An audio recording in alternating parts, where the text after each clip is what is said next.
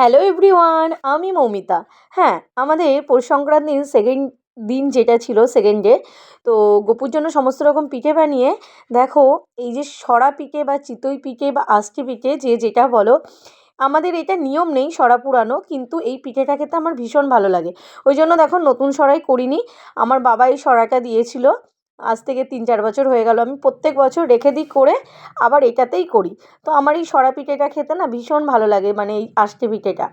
তো দেখো সবার লাস্টে আমি আষ্টি পিঠেটা বানিয়ে নিয়ে একটু সাজিয়ে গুছিয়ে একটু দিলাম আর কি, থালাতে বেশ সাজিয়ে গুছিয়ে। আর মেয়ে ছোটোবেলা থেকেই, তোমরা এফবিতে দেখেছো, রিটার্ন দিয়েছে 3 বছর 4 বছর আগের ভিডিও ফটো দিয়েছে, তো তোমরা তো এফবিতে দেখতেই পেয়েছো।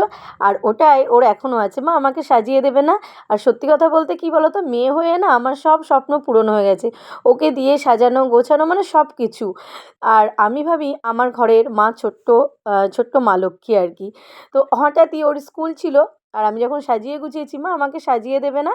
তো ওই আর কি, একটু ওকে সাজিয়ে দিলাম। আর ওইগুলো করতে খুব ভালোবাসে, আর আমিও ওকে সাজাতে খুব ভালোবাসি। প্রত্যেকটা অকেশনে চেষ্টা করি ওকে একটুখানি সাজিয়ে গুছিয়ে, মানে মেয়ে হওয়ার আগে যে আমার স্বপ্ন ছিল, মেয়ে হওয়ার পর সত্যিই সব স্বপ্ন আমার পূরণ হয়ে গেছে ওকে দিয়ে।